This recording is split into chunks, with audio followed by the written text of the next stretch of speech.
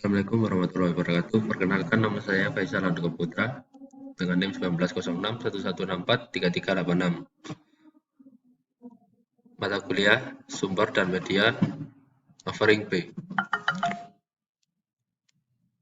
Di sini saya akan mempresentasikan PPT hasil kerja saya.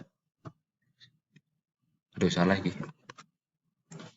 Assalamualaikum warahmatullahi wabarakatuh. Perkenalkan, nama saya Faisal Andika Putra dengan NIM 190611643386.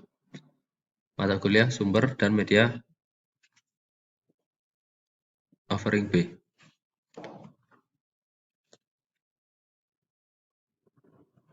Untuk yang pertama adalah aktivitas permainan bola besar. Permainan bola besar terdiri dari beberapa permainan, yaitu A. Aktivitas permainan bola besar melalui permainan sepak bola. B. Aktivitas permainan bola besar melalui permainan voli. Yang C. Aktivitas permainan bola besar melalui permainan basket.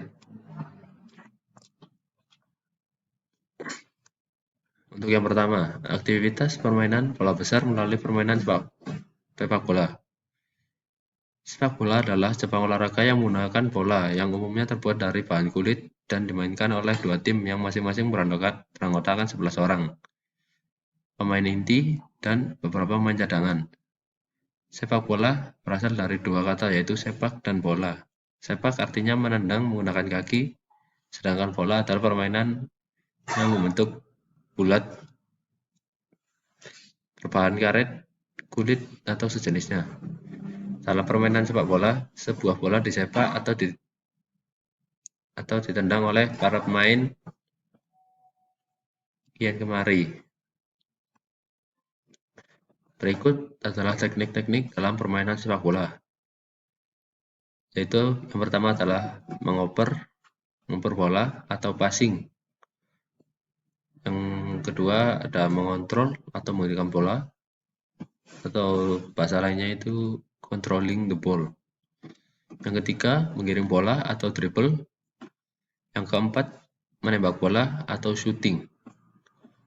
Yang kelima menyundul bola atau heading. Dan yang terakhir menjaga gawang atau bisa disebut goalkeeping. Selanjutnya ada aktivitas permainan bola besar melalui permainan voli.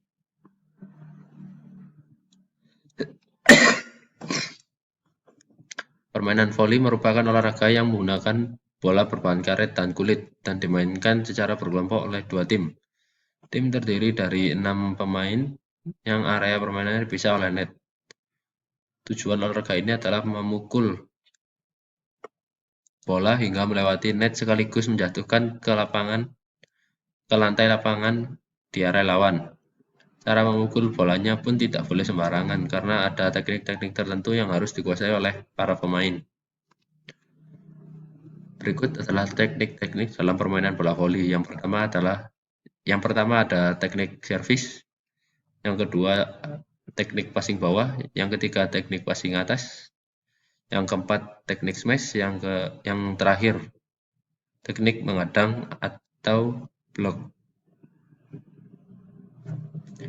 Aktivitas permainan bola besar melalui permainan basket. Pengertian bola basket adalah olahraga yang dilakukan secara berkelompok dan dimainkan oleh dua orang tim yang berlawanan. Masing-masing tim memiliki 5 orang anggota. Setiap tim harus berusaha mencetak poin sebanyak-banyaknya dengan cara memasukkan bola ke dalam ring lawan. Standar internasional permainan bola basket adalah 4 babak. Waktu babaknya adalah 10 menit atau 4 kali 10 menit dengan jeda waktu istirahat 10 menit. Tapi khusus untuk NBA berbeda. Mereka menggunakan format 12 menit per setiap babaknya. Berarti 4 kali 12 menit untuk Liga NBA. Berikut adalah teknik-teknik dalam permainan bola basket. Yang pertama ada teknik passing atau mengoper bola. Yang kedua teknik catching menangkap bola. Yang ketiga ada teknik dribbling mengiring bola. Dan yang keempat atau yang terakhir ada teknik shooting atau menembak bola. Aktivitas permainan bola kecil. Bab 2. Aktivitas permainan bola kecil. A. Aktivitas permainan bola kecil melalui permainan rounders. B. Aktivitas permainan bola kecil melalui permainan bulu tangkis. Dan yang C. Permainan bola kecil melalui permainan tenis meja. Yang pertama, aktivitas permainan bola kecil melalui permainan rounders. Permainan rounders adalah permainan bola kecil yang dimainkan dengan beregu atau kelompok. Teknik bermainnya hampir sama dengan permainan baseball, softball, dan kasti, yaitu seperti teknik memukul, melempar, dan menangkap bola. Selain teknik yang digunakan sama, peralatan yang digunakan dalam permainan juga sama, seperti bola karet dan stik kayu untuk memukul bola. Kali ini kita akan membahas secara lengkap tentang permainan rounders, mulai dari sejarah hingga cara bermainnya. Teknik-teknik dalam permainan rounders. Yang pertama adalah melempar, yang kedua itu menangkap, ketiga memukul, dan yang keempat lari. Selanjutnya ada aktivitas permainan bola kecil melalui permainan bulu tangkis. Permainan ini terdiri dari dua kata, yaitu bulu dan tangkis. Secara harfiah, olahraga ini bisa diartikan sebagai permainan yang dilakukan dengan cara menangkis bola bulu menggunakan raket. Bolanya sendiri merujuk pada kok yang memang terbuat dari bulu-bulu hewan unggas. Bulu tangkis harus dimainkan oleh sedikitnya 2 orang. Tujuan dari permainan ini adalah memukul kok hingga bisa melayang melewati net, kemudian jatuh ke lantai di area lawan agar dihitung sebagai poin. Berikut adalah teknik-teknik dalam permainan bulu tangkis. Yang pertama, teknik memegang raket atau grip. Yang kedua, teknik pukulan. Yang ketiga, teknik gerakan kaki. Yang keempat, posisi badan. Yang kelima, teknik servis. Yang keenam, teknik mengembalikan servis. Yang ketujuh, teknik smash. Dan yang kedelapan atau yang terakhir adalah teknik overhead. Selanjutnya, aktivitas permainan bola kecil melalui permainan tenis meja. Tenis meja adalah cabang olahraga yang dilakukan oleh 2 orang pemain tunggal atau dua pasang pemain ganda secara berhadapan dengan menggunakan bola kecil, bat dari kayu yang dilapisi karet, dan lapangan permainan berupa meja.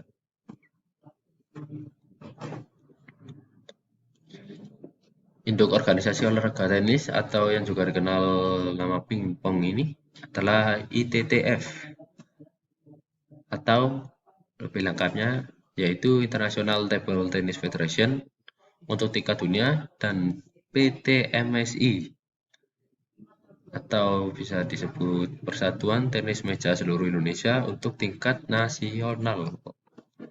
Berikut adalah teknik-teknik dalam permainan tenis meja. Yang pertama adalah teknik memegang pad atau bisa disebut grip. Yang selanjutnya, yang kedua ada sikap atau posisi tubuh atau bisa disebut stance. Yang ketiga, gerakan kaki atau footwork. Yang keempat ada teknik servis atau serve. Yang kelima ada teknik serangan atau attacking. Yang keenam teknik pertahanan atau block. Yang ketujuh teknik pukulan drive. Dan yang kedelapan atau yang terakhir ada teknik pukulan push. Bab 3 aktivitas atletik. A. Aktivitas pembelajaran atletik melalui jalan cepat. B. Aktivitas atletik melalui lari jarak pendek. Yang C. Aktivitas pembelajaran atletik melalui lompat jauh. Yang D. Aktivitas pembelajaran atletik melalui lempar cakram. Aktivitas pembelajaran atletik melalui jalan cepat. Jalan cepat adalah gerakan jalan yang dilakukan secara cepat. Umumnya jalan cepat dilakukan dengan 100 langkah per menit atau 3,5 mil per jam di atas treadmill. Menurut Kamus KBBI atau Kamus Bahasa Besar Indonesia, jalan cepat adalah Satu cabang olahraga atletik yang dilombakan jarak tempuhnya yaitu 5 kilo, 10 kilo, 20, dan 50, yang sebagian telapak kakinya harus menyentuh tanah. Berikut adalah teknik-teknik dalam atletik dan cepat.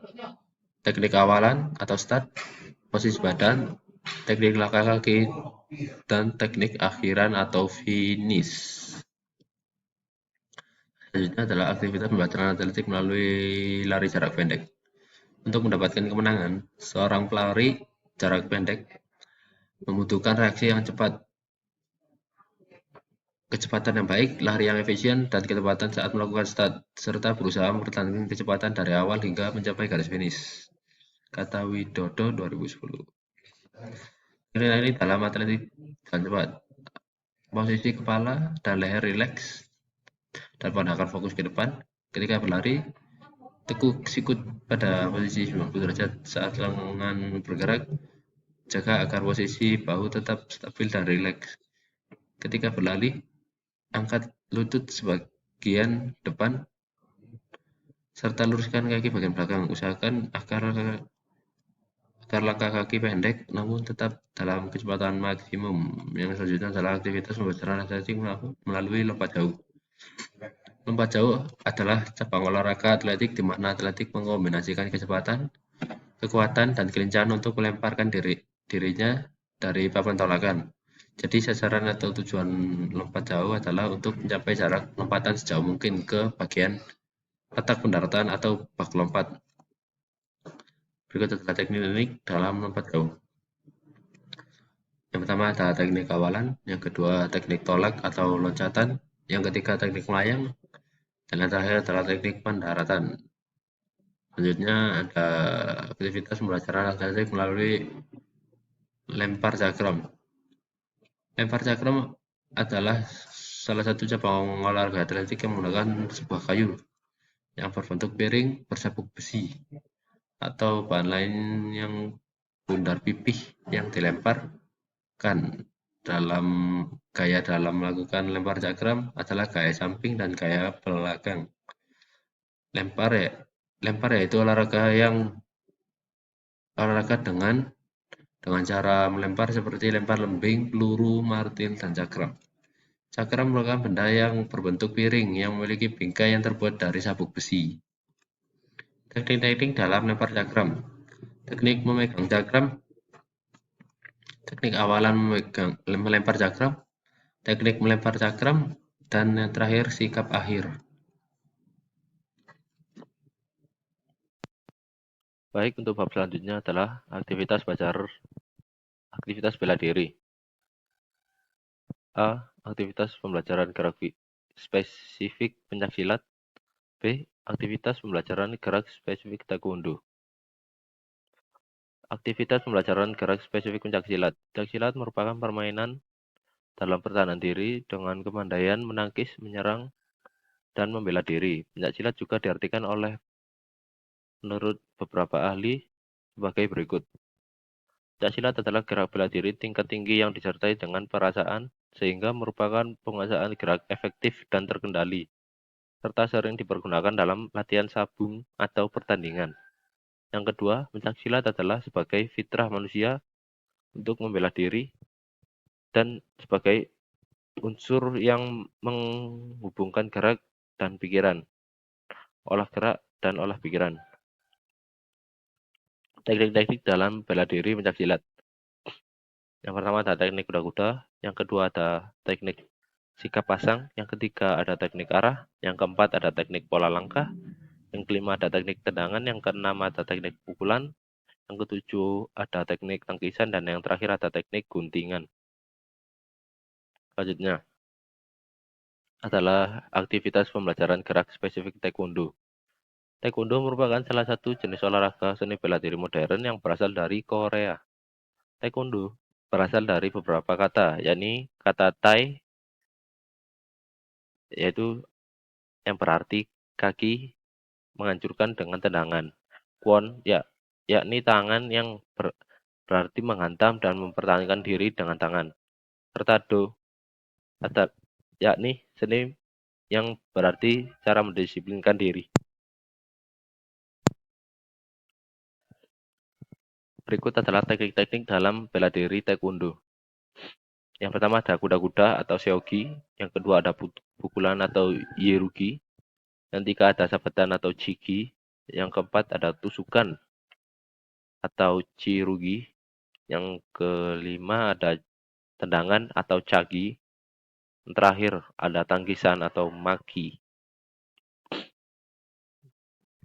Untuk bab yang kelima, yaitu aktivitas kebugaran jasmani. Yang A, hakikat kebugaran jasmani. B, program pengembangan aktivitas kebugaran jasmani yang terkait dengan kesehatan dan keterampilan. Hakikat kebugaran jasmani. Kebugaran jasmani merupakan kebutuhan yang harus dipenuhi agar kita dapat menjalankan aktivitas kehidupan sehari-hari dengan baik. Definisi lainnya, kebugaran jasmani adalah kesanggupan tubuh untuk melakukan aktivitas tanpa mengalami kelelahan yang berlebihan. Secara umum, pengertian kebugaran jasmani adalah kemampuan seorang untuk menjalankan aktivitas kehidupan sehari-hari dengan ringan dan mudah tanpa merasakan kelelahan yang berarti, serta masih mempunyai cadangan tenaga untuk melakukan kegiatan yang lain.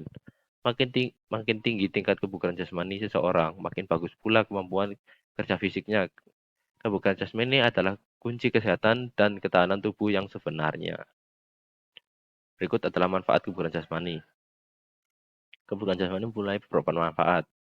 Berikut adalah manfaat dari latihan kebugaran jasmani.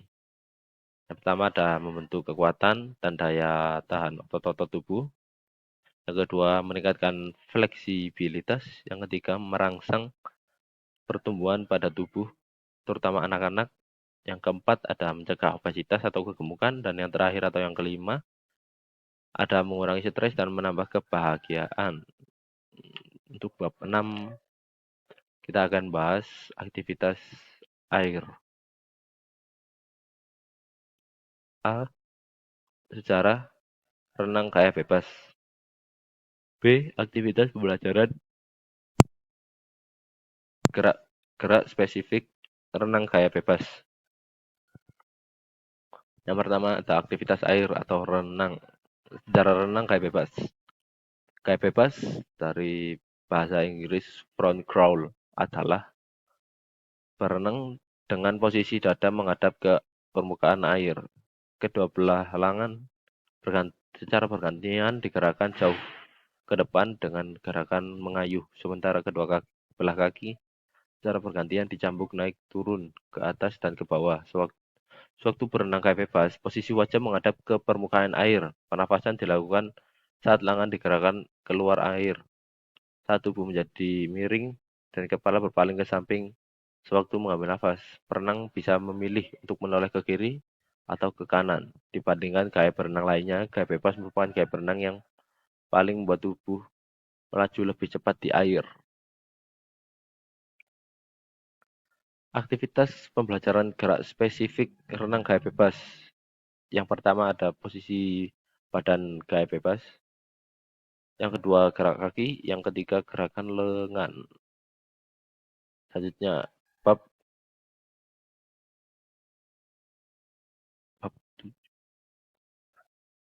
yaitu aktivitas fisik dalam pencegahan penyakit.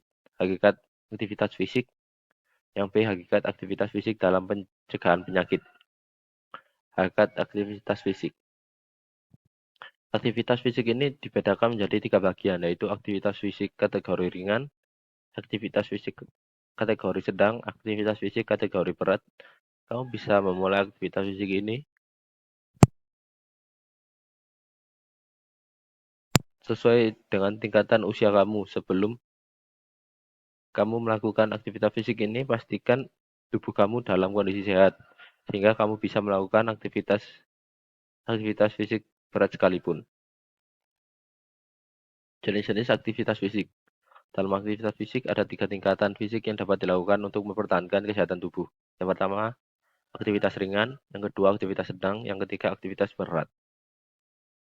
Hakikat aktivitas fisik dalam pencegahan penyakit. Kesehatan adalah keadaan sejahtera dari badan, jiwa, dan sosial yang memungkinkan hidup produktif secara sosial dan ekonomi. Masalah kesehatan dan sakit merupakan satu proses yang paling berkaitan dengan kemampuan atau ketidakmampuan manusia beradaptasi dengan lingkungan secara biologis, psikologis, maupun sosial. Berikut adalah beberapa manfaat yang dapat kamu rasakan setelah kamu melakukan aktivitas fisik secara rutin dan teratur. Yang pertama ada manfaat olahraga bagi kesehatan jantung.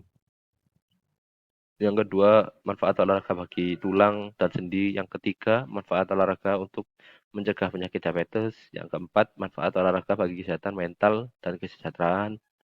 Dan yang terakhir atau yang kelima, manfaat olahraga untuk menurunkan berat badan. Baik, sekian presentasi dari saya. Wassalamualaikum warahmatullahi wabarakatuh.